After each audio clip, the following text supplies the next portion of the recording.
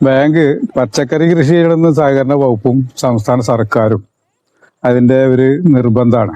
എല്ലാ ബാങ്കുകളും പരമാവധി ലാഭം ഉണ്ടെങ്കിലും നഷ്ടമുണ്ടെങ്കിലും രാജ്യത്ത് പച്ചക്കറി ഉൽപ്പാദനം ഉണ്ടാക്കുന്നതിന് വേണ്ടി ബാങ്കുകളുടെ ഒരു പങ്ക് എന്തായാലും നിർവഹിക്കണം എന്നുള്ള നിയമമുണ്ട്.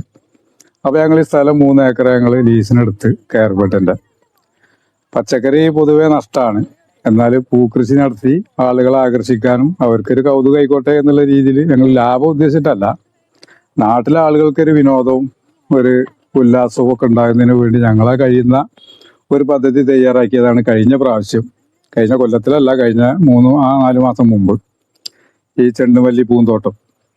അത് വളരെയധികം ജനങ്ങളെ ആകർഷിക്കുകയും പല പ്രദേശത്തു നിന്നും കോഴിക്കോട് പാലക്കാട് ജില്ലകളിൽ നിന്നൊക്കെ തന്നെ ആളുകൾ വന്ന് കണ്ടു പോവുകയും ചെയ്തു.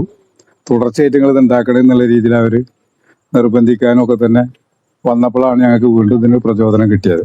അങ്ങനെയാണ് ഈ പ്രാവശ്യം ഒരു മാറ്റം ആയിക്കോട്ടെ എന്നുള്ള നിലയ്ക്ക് സൂര്യകാന്തി പൂവ് എന്നുള്ള രീതിയിൽ ഞങ്ങളിത് തിരഞ്ഞെടുത്തത്. ഇതും ജനങ്ങൾ ഏകദേശം ഏറ്റെടുത്ത രീതി തന്നെയാണ്. പക്ഷേ ഒരു അടുത്ത പഞ്ചായത്തിൽ 1-2 പദ്ധതികൾ ഇങ്ങനെ കഴിഞ്ഞു പോയി എന്നുള്ളത് കൊണ്ട് ഒരു ആവർത്തന ഇത് ബുദ്ധിമുട്ടുണ്ട്. അങ്ങനെ ആളുകൾക്ക് ഒരു ആകർഷണ കുറവുണ്ട്. എന്തായാലും ഞങ്ങൾ ഇത് രണ്ടും മാറ്റി 3ാമതൊരു കൃഷിക്ക് ഞങ്ങളിത് കഴിഞ്ഞാൽ ഈ സീസൺ കഴിഞ്ഞാൽ തയ്യാറാകുകയാണ്.